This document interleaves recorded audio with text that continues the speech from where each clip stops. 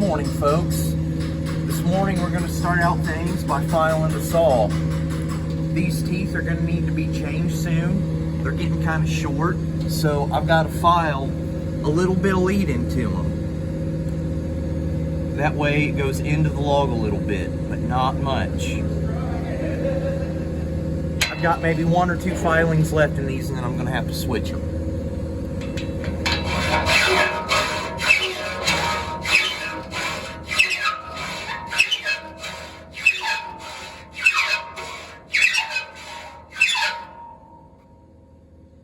Good.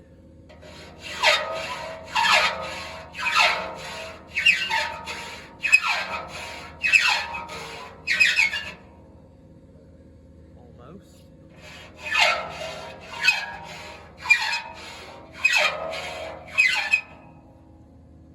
Oh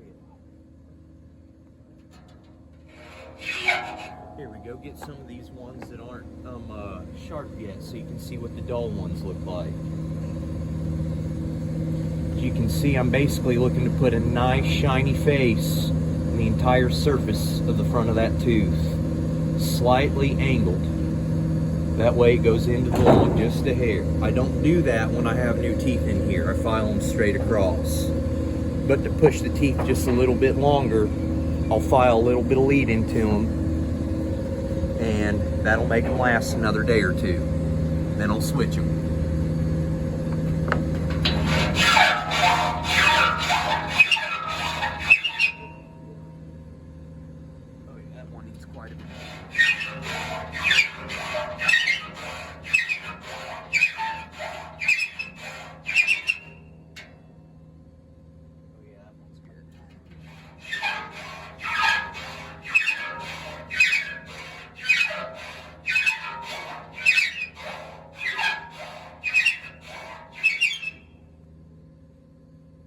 Takes me about 15-20 minutes to do this by hand.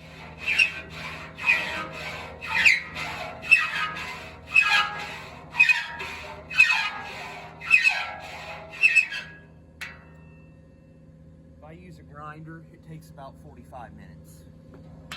And you take more of the tooth off than what you need to make it sharp.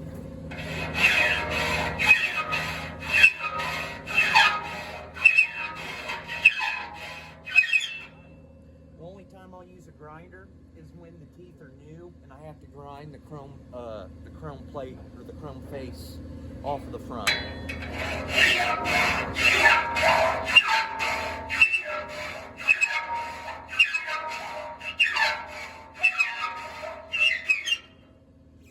Anyways, if you guys enjoyed today's video, please give it a like and make sure to hit that subscribe button.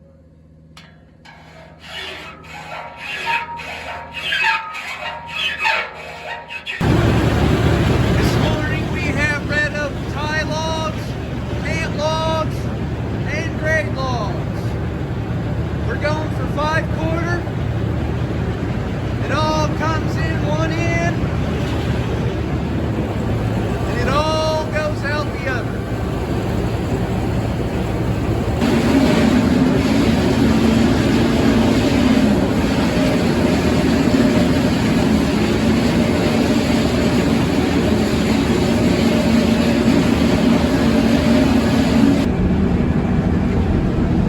See, if I would have been in the woods, I would have cut that off probably 3 or 4 feet further back. That would have cleaned the butt log up, and that would have kept all the boards FAS instead of all of them having to be trimmed off shorter than 8 foot and turning them into 1 common. So if you're a logger and you're in the woods and you have a butt log, I know it's tempting to send in a hollow butt thinking that there's meat, but there's really not, I promise. Cut that off, leave it in the woods, it's firewood, I promise. All right, are you going? Yep. Okay. Today we're sawing red oak 5/4. We're also going for cross ties. Got a good tie log up on there right now. I'm going to taper the far end out just a hair to center the hearts up. There we go.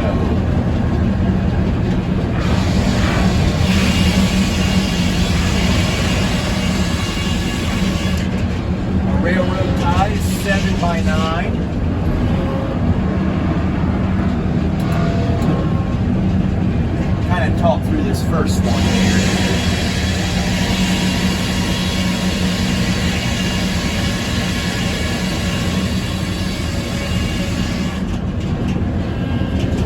Go. I got a nice FAS board there off of that ugly tie log on that first side. If you have a tie log on there and you get any gray boards, those are just like a bonus. FAS gray boards, I mean. You're going to get the 1 and 2 common. But in all reality, when you're sawing a cross tie, like that's the priority, is the tie.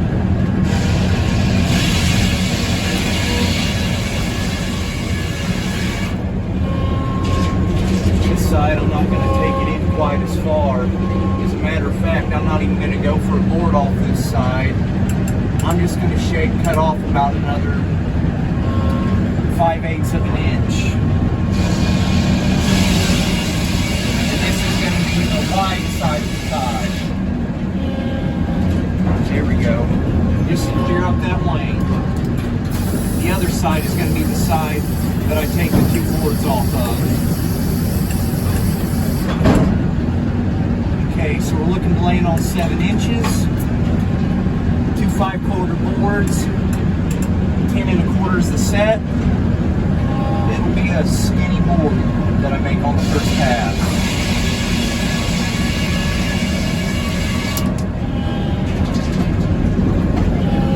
4.5 inches.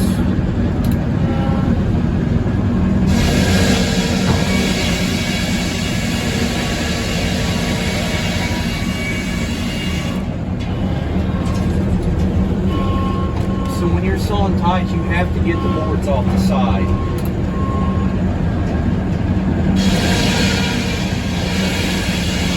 If you're not getting that oversaw, you're losing money on your ties.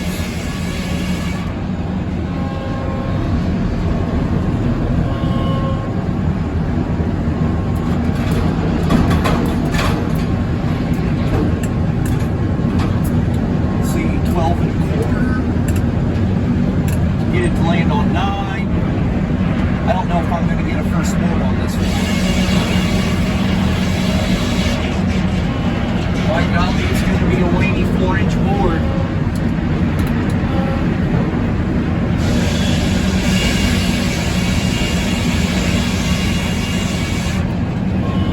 They'll take that. A lot of people I see on YouTube would have just cut that off from the edging strip.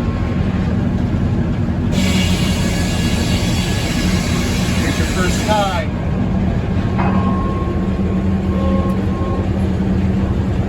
Seven by 9 inches.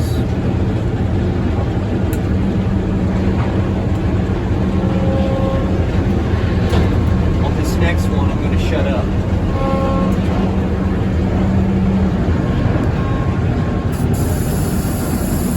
My sets are a little different. I haven't cut 5/4 in a while, so I'm a little bit slower as far as my sawing speed. Like I mentioned in every video, this is all manual and I'm doing it all in my head.